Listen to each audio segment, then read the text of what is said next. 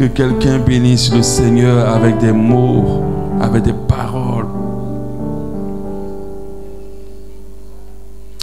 Que nous te bénissons dans cette présence. Nous allons prier pour la parole aussi. Nous allons prier pour la parole. Nous allons prier pour la parole. Nous allons prier pour la parole. Demandons au Seigneur de nous faire du bien. Demandons au Seigneur de nous parler ce matin.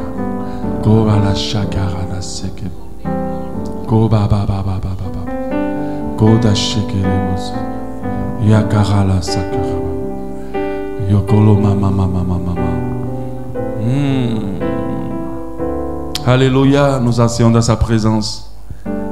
Pendant que Josué continue à jouer en sourdine, s'il te plaît. Nous sommes à l'atelier 2, c'est le dernier atelier. Et je bénis Dieu pour la vie de ceux qui sont présents. Que le Seigneur, dans cette présence, vous remplisse. Et que même en dehors du thème, il puisse intervenir en faveur de vos vies. Alléluia. Nous bénissons le Seigneur. Aujourd'hui, c'est un atelier. L'atelier, c'est comme une formation. Et nous allons travailler sur le thème: la polygamie est-elle autorisée ou tolérée par Dieu? La polygamie est-elle autorisée ou tolérée par Dieu? C'est ce que nous allons voir aujourd'hui. Seigneur, merci parce que tu bénis ta parole.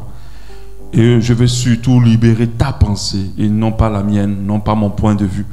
Que ton esprit m'influence dans ta pensée, dans ta volonté.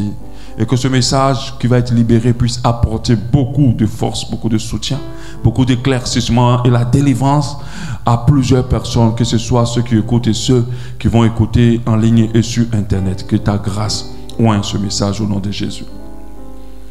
Le sujet de la polygamie est un sujet d'actualité, surtout au Gabon, où on a vu notre nouveau président se marier officiellement avec une deuxième femme. Je ne dis pas qu'il a fait quelque chose de mauvais, mais nous, en tant qu'enfants de Dieu, nous devons nous poser la question: est-ce que nous avons droit à la polygamie? Est-ce qu'en tant que chrétiens, nous pouvons nous permettre de marier une deuxième femme? Est-ce qu'en tant que chrétiens, si nous partons dans un régime à la mairie et dans le régime matrimonial, est-ce que nous pouvons accepter la polygamie?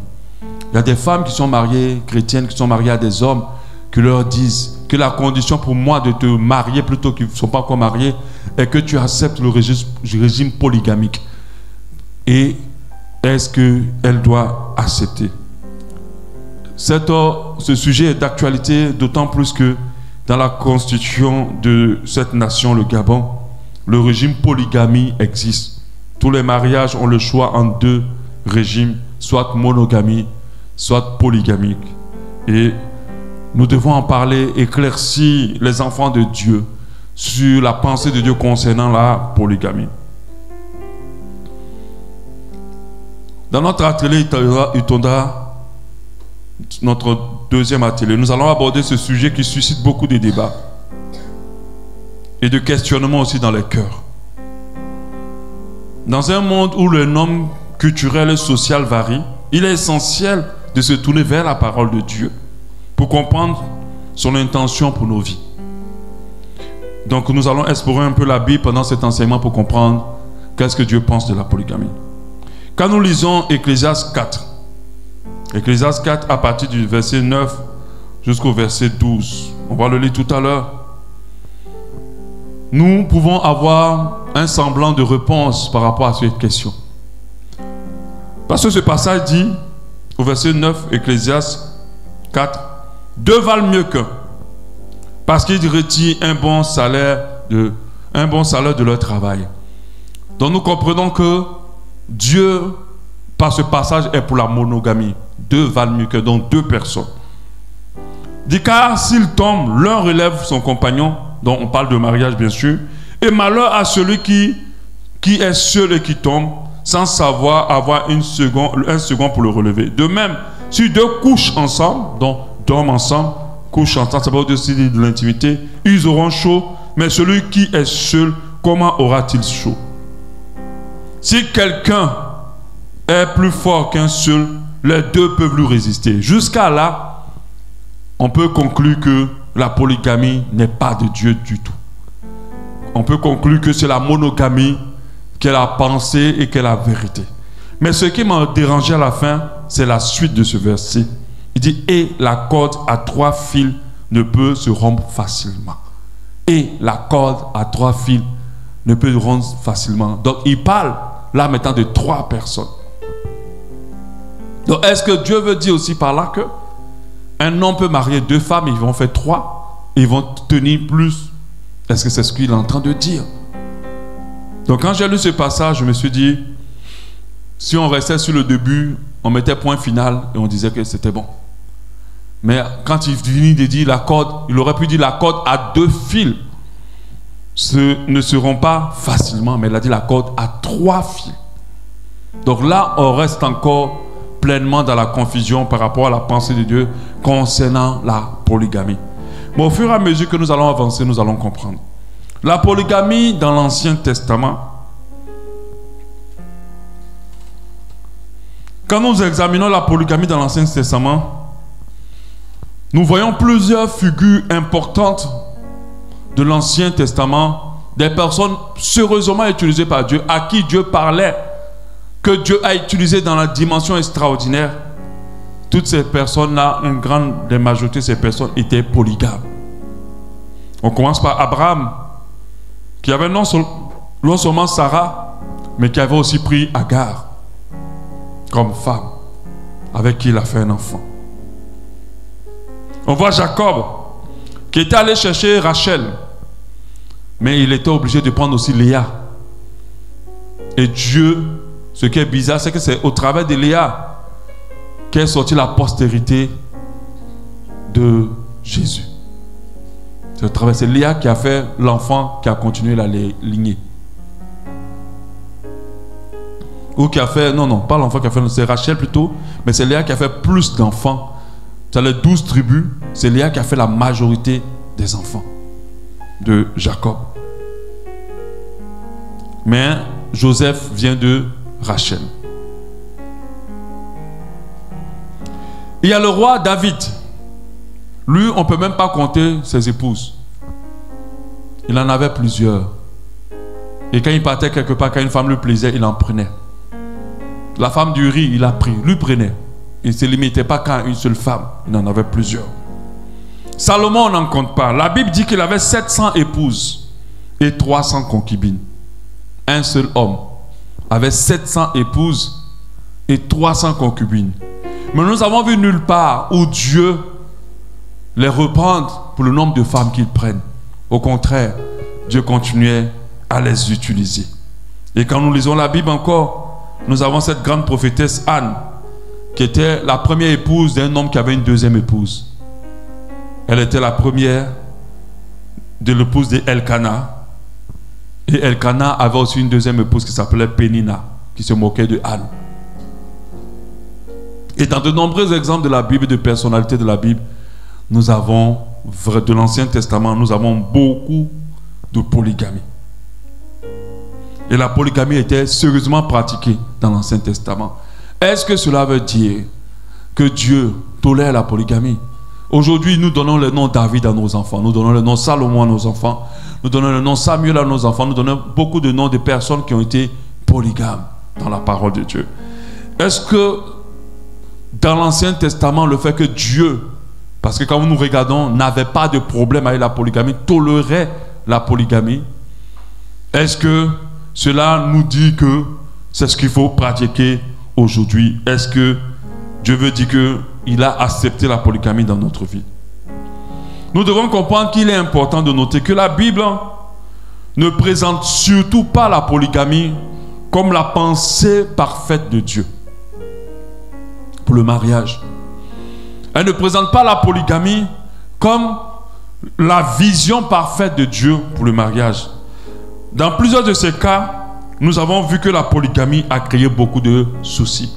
Les conflits, les jalousies, les divisions, les rivalités qui sont passées entre Léa et Rachel et tout le reste. La polygamie n'est pas l'idéal de Dieu, vu ses conséquences dramatiques sur les conjoints et même les enfants. Voyons un peu les conséquences de la polygamie. Ce que tu dois comprendre, c'est que ce n'est pas la volonté parfaite de Dieu, la polygamie. Maintenant, la suite, est-ce que c'est toléré? Est-ce que Dieu n'a pas de problème avec? Mais avant d'arriver là, nous allons comprendre les conséquences. Parce que tout ce que Dieu ne veut pas nous détruit. Ça, il faut le retenir. Tout ce que Dieu n'aime pas nous détruit. Il n'aime pas les choses juste parce qu'il n'aime pas. Il n'aime pas parce qu'il sait que ça ne va pas nous faire du bien. Alléluia. Dieu n'aime pas les choses pas parce qu'il ne veut pas. Parce que moi, je peux dire, j'aime pas le bleu. Et puis c'est juste comme ça. Mais le bleu n'a aucune conséquence sur la vie, ma vie ou la vie de quelqu'un négativement. Mais quand Dieu te dit, gardez-vous de l'impudicité, il n'est pas en train de le dire pour lui. Il est en train de dire pour nous. Quand il nous demande de ne pas rentrer dans la polygamie, que ce n'est pas sa pensée parfaite, c'est parce que la polygamie a des conséquences. La polygamie a des conséquences. On va en parler. Première des conséquences, ou l'une des conséquences, tensions et conflits familiaux. Tensions et conflits familiaux. Très rare de voir un homme marié à 2 ou plusieurs femmes être tranquille. Très rare. Même quand vous habitez dans votre maison, le fait que vous avez votre femme avec une autre femme dans la maison, qui soit peut-être une cousine, une tante, à un moment donné, ça va commencer à chauffer. À un moment donné, ça va commencer à chauffer.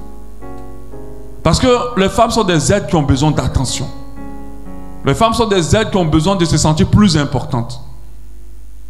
Vous mettez 2, 3 femmes ensemble, ça va être la lutte. Surtout si vous n'arrivez pas à donner l'attention à toutes les femmes de la même manière. Dans la région de nos voisins, ils disent que tu peux marier plusieurs femmes pourvu que tu les aimes pareillement. Est-ce que quelqu'un peut aimer plusieurs femmes pareillement? Ce n'est pas possible. Nous qui avons connu des familles, moi je n'ai pas grandi dans une famille polygame parce que mon père a refusé la polygamie pendant que ses frères l'ont accepté. Il n'était pas chrétien mais il a refusé. Je pense qu'il comprenait les conséquences. Mais généralement, on va voir que le monsieur a toujours une préférée. Et l'islam dit qu'il faut les aimer pareil. C'est impossible. Il y a toujours une préférée. Donc, les conséquences, c'est la tension, les tensions, les conflits familiaux. La polygamie peut entraîner des tensions et des conflits entre les co-épouses. Souvent, dû à des rivalités et des jalousies. Ces conflits peuvent effacer le dynamique familial et créer un environnement familial instable. Oui. Les femmes se battent autour. Léa et Rachel se sont battues. On a vu aussi Agar, comment elle a commencé à créer des problèmes à Sarah. Et Abraham s'est retrouvé sous pression. Déjà, gérer une femme, c'est tout un travail. Gérer 2 femmes, il faut vraiment avoir la ceinture attachée. Surtout quand elles vont commencer les problèmes. Donc, les conséquences ne sont pas... D'autres conséquences, c'est l'impact sur les enfants. Oui. Il y a beaucoup d'enfants de rue que vous voyez dans les rues. Des filles qui se retrouvent dans la prostitution. Beaucoup de ces enfants sortent des familles et des foyers polygames. Parce que quand on dit polygamie, c'est forcément plus d'enfants. C'est plus d'enfants. Et c'est un impact. Parce que les enfants de familles polygames peuvent être affectés par les rivalités entre les mères et les préférences perçues par le père. Quand le père aime une femme, il va avoir tendance à accorder plus d'importance aux enfants de cette femme. Et des fois, c'est compliqué et c'est difficile. Et il y a des enfants qui se trouvent délaissés, rejetés, méprisés. Et cela peut entraîner des sentiments d'insécurité, le favoritisme et même la négligence. Et la majorité des enfants de rue, surtout quand dans mon pays, en Côte d'Ivoire, sont issus des foyers polygames. La polygamie a des conséquences sur les enfants. Même si le papa a une très bonne mémoire, tu as fini de faire 25 enfants, tu vas les reconnaître comment? Est-ce que tu peux leur accorder tous la même attention? Est-ce que tu as assez d'énergie pour gérer tous les problèmes? Nous, on a 4 filles, mais 4 filles déjà, on a l'impression de gérer tout un stade. À plus forte raison, 25 enfants. Et chaque fille a besoin, chaque enfant a besoin d'attention, a besoin que tu dois être important pour toi. Et il faut pouvoir t'en occuper. Conséquence 3, complexité des relations familiales. Avec plusieurs épouses et leurs enfants vivant sur le même toit et dans le même foyer connecté, la gestion des relations familiales devient plus complexe. Les liens entre les demi-frères et les demi-sœurs peuvent varier considérablement, allant même à la camaraderie, à l'animosité. Donc il y a les bagarres, parfois les enfants se frappent. Et puis ce qu'on trouve beaucoup dans les foyers polygames, ce sont les abus entre frères. Il y a beaucoup d'abus entre frères. Il y a beaucoup d'insectes entre frères. Donc c'est très compliqué de gérer tout le monde. C'est très compliqué. Si ce n'est pas les bagarres, c'est les abus, c'est les incestes, c'est les violences. Donc c'est compliqué en tant qu'homme de gérer ce genre de foyer. L'impact sur le mari. Pour être polygame, il faut avoir l'esprit fort. Le mari peut également subir des pressions psychologiques quand il doit gérer des attentes, les besoins et les désirs de plusieurs épouses, ce qui peut créer le stress et des tensions personnelles. Sa vie peut même être écoutée. Quelqu'un pouvait dire, si tu veux vivre longtemps, ne gère pas 2 femmes. Si tu veux vivre longtemps, ne gère pas 2 femmes. Parce que dès que tu fais pour l'un, pour l'une, l'autre va dire aussi, il faut faire pour elle. L'autre va dire, non, tu dois faire plus que elle. Et dès que tu veux calmer l'autre, l'autre va dire. Et puis des fois, tu te trouves dans des situations où tu ne sais plus qui choisir ou qui défendre. Et puis chacune d'elles peut avoir l'impression que tu aimes l'autre plus qu'elle. Et c'est compliqué. Et toutes ces pressions-là, même ton argent ne peut pas t'éviter d'être sous pression. Donc, la polygamie peut mettre des tensions, augmenter la tension, créer des maladies, mettre l'homme sous une forme de pression difficile. Et parfois, dans nos pays africains, la gravité de ça, lorsque on a la polygamie est faite dans un cadre de femmes qui ne craignent pas Dieu. Chacune veut tellement avoir l'attention du mari et que ça va au niveau des fétiches parfois. L'autre va voir le marabout pour que mon mari m'aime plus. L'autre va aussi voir le marabout pour que mon mari m'aime plus. Et le mari est au milieu, il est fétiché seulement.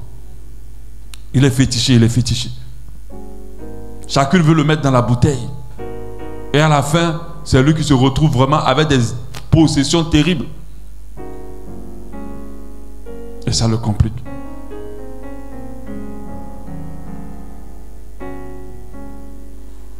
Amen. Donc voilà un peu les conséquences. La dernière conséquence, c'est les charges financières. C'est vrai que si tu es pauvre, il ne faut même pas penser à la polygamie.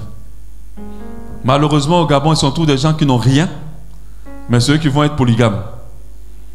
Parce que quand tu es polygame, c'est que tu as la ceinture financière bien attachée. Mais sache que tu vas dépenser énormément. Déjà pour contenter les femmes, mais aussi t'occuper de toutes les charges que les enfants qu'elles vont donner vont engendrer. Alléluia. Déjà, les femmes vont faire la concurrence en nombre d'enfants.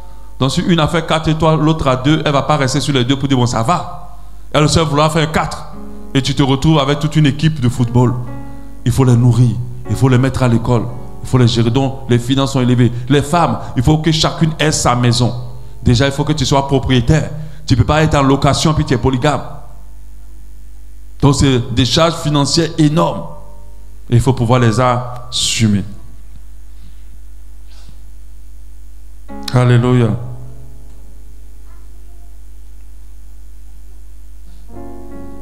Nous devons comprendre que les intentions originelles de Dieu pour le mariage, si nous retournons à la création, quelle était la pensée de Dieu? Pour comprendre les intentions originelles de Dieu à la création, nous devons revenir au commencement. Au commencement, la Bible dit que, Genèse 2, 24, c'est pourquoi l'homme quittera son père et sa mère et s'attachera à sa femme. À sa femme et ils deviendront une seule chair. Il n'a pas dit à ses femmes. Il a dit il s'attachera à sa femme et ils deviendront une seule chair. Donc pour nous faire comprendre que le plan de départ de Dieu, la pensée parfaite de Dieu est la monogamie. Le plan de départ de Dieu, c'est la monogamie. C'est pour ça qu'il a dit l'homme va quitter son père et sa mère, il va s'attacher à sa femme. Alléluia.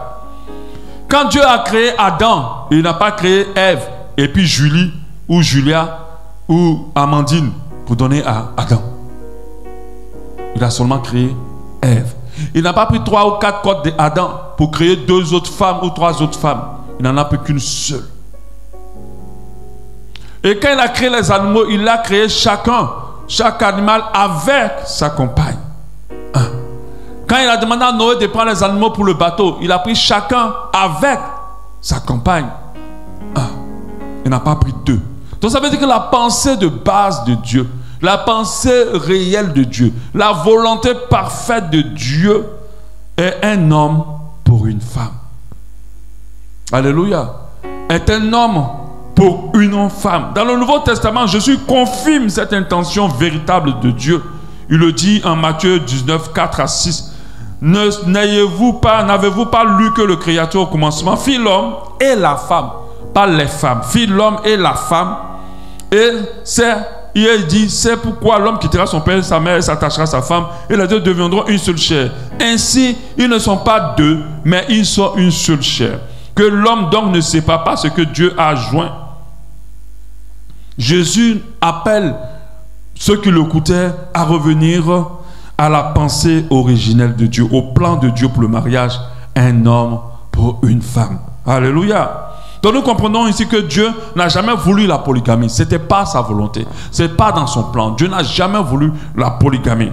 Ce n'est pas son plan de base. Ce n'est pas sa volonté. Mais si après il a permis, avec les gens de l'Ancien Testament, il a permis à ce que plusieurs de ceux qu'il utilisait dans son peuple soient polygames, ce n'est pas sa pensée. Ce n'est pas sa pensée.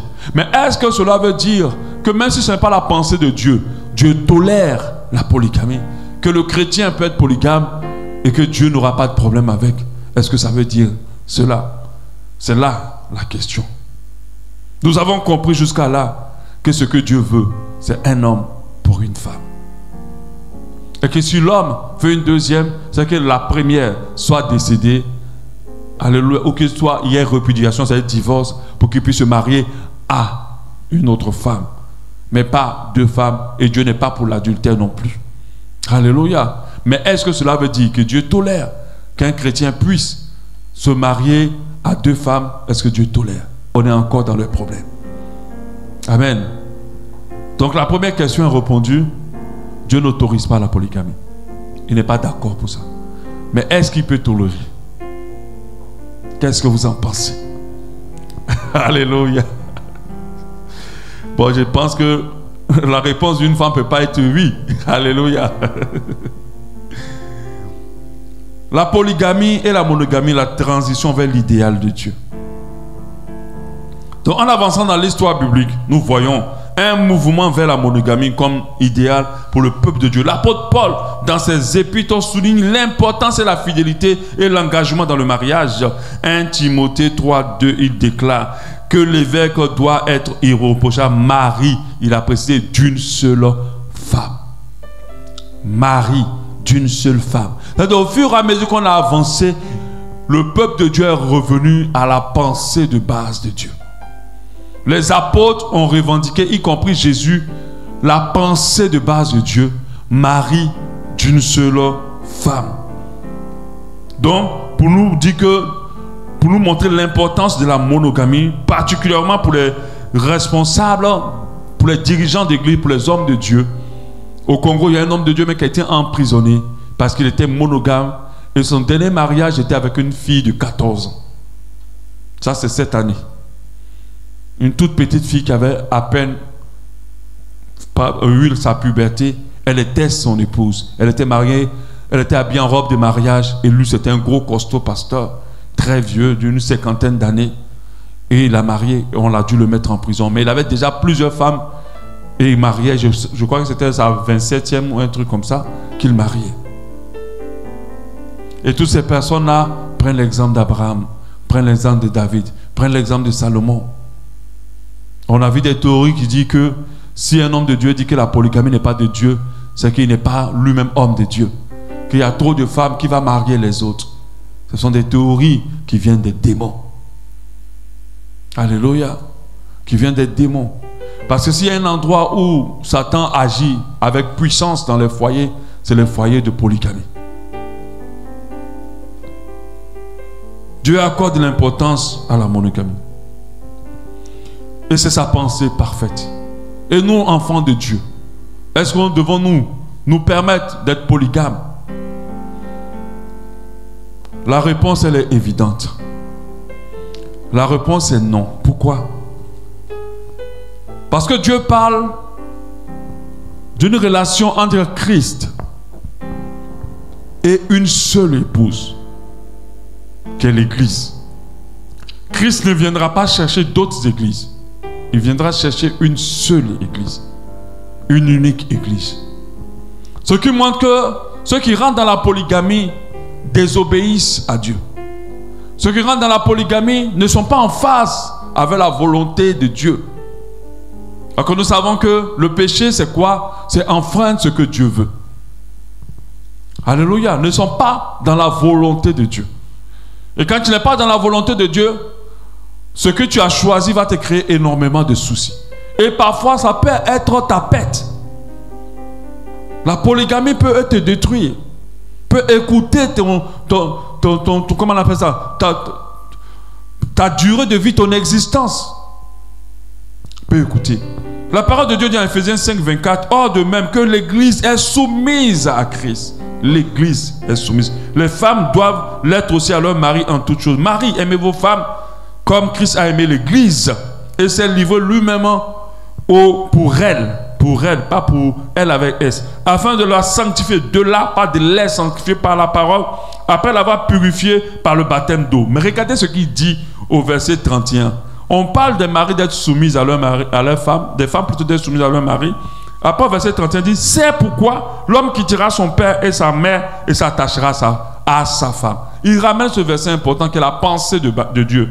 Et les deux deviendront une seule chair. Il dit, ce mystère est grand. Je dis cela par rapport à Christ et à l'Église. Du reste, regardez ce qu'il dit pour conclure. Il dit du reste, que chacun de vous aime sa femme comme lui-même et que la femme respecte son mari.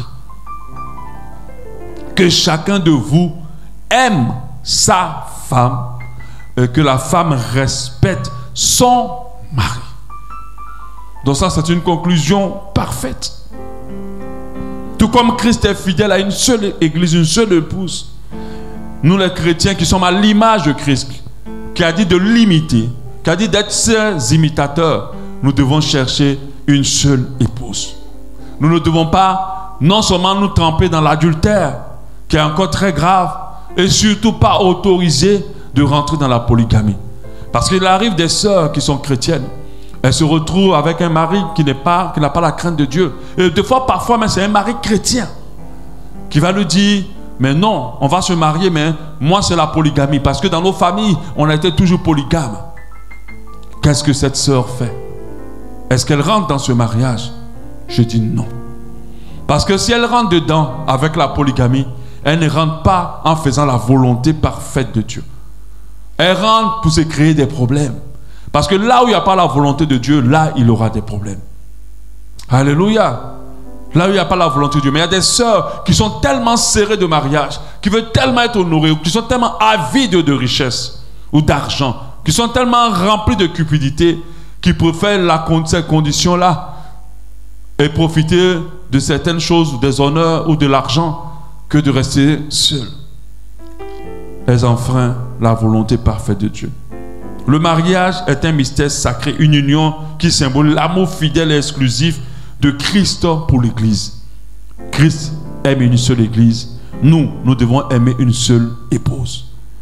Alléluia. Nous n'avons pas le droit, comme Christ, d'aller se permettre de remarier une et d'en marier une deuxième.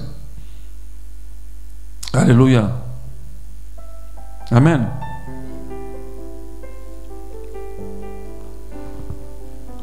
Alors comment devons-nous comprendre la polygamie? Bien que la polygamie soit présente dans l'Ancien Testament, elle ne représente pas le modèle de Dieu. Elle ne représente pas la pensée de Dieu pour le mariage.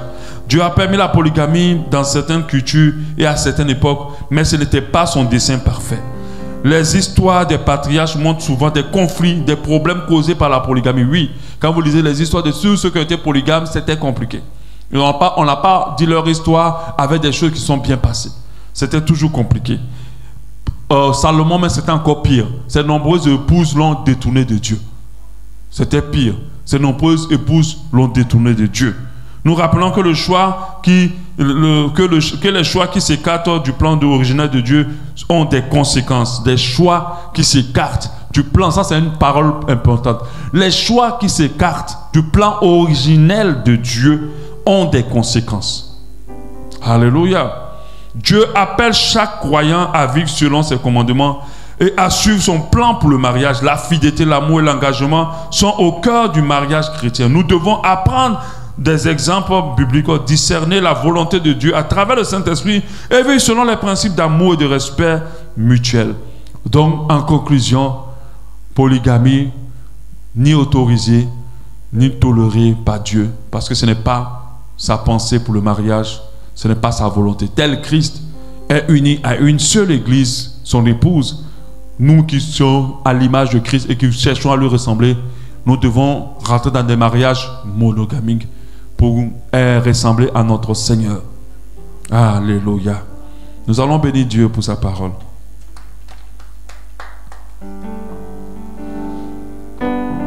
Et les anges sont, tu es saint, l'univers proclame, tu es saint, tu es glorifié, Dieu très saint, à jamais tu es saint. Et les anges acclament, tu es saint, l'univers proclame, tu es saint, tu es glorifié, Dieu très saint, à jamais tu es saint.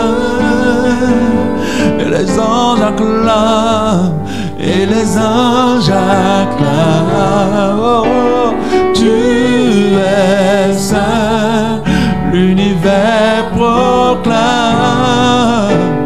tu es saint, tu es glorifié, Dieu très saint, à jamais tu es saint.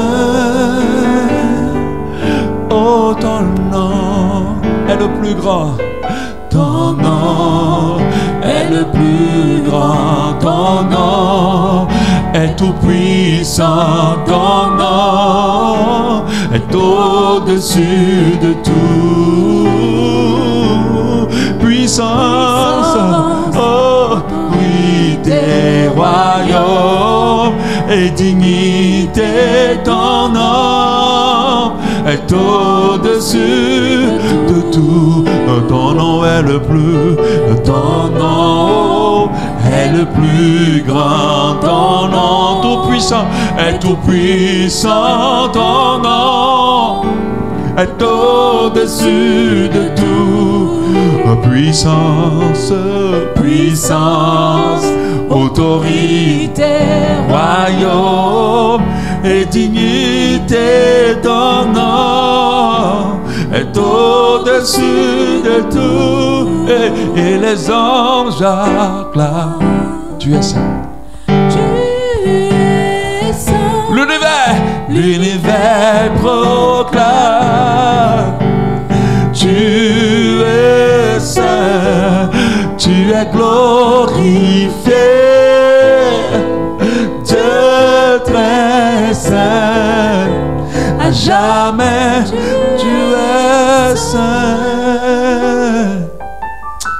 Oh Seigneur, nous te bénissons pour cette parole, nous te rendons grâce pour ta présence. Merci pour ton esprit. Merci pour ce que tu nous as fait comprendre aujourd'hui. Nous avons compris que la monogamie est ta pensée parfaite. Que tu n'es pas d'accord pour la polygamie, tu ne la tolères pas. Au nom de Jésus, que ce message qui a été libéré aujourd'hui puisse aller loin, loin, loin, loin, loin et toucher davantage de personnes, apporter la délivrance, la restauration, la guérison, l'éclaircissement. Au nom de Jésus, à toi seul toute la gloire. Dans le nom de Jésus. Remercions le Seigneur pour ce moment. Nous te remercions et te bénissons. Prions pour la soirée, le dernier, la clôture. La clôture, prions pour la clôture. Parce que nous croyons que Dieu fera. Dans le nom de Jésus. Sois loué, sois béni, sois glorifié.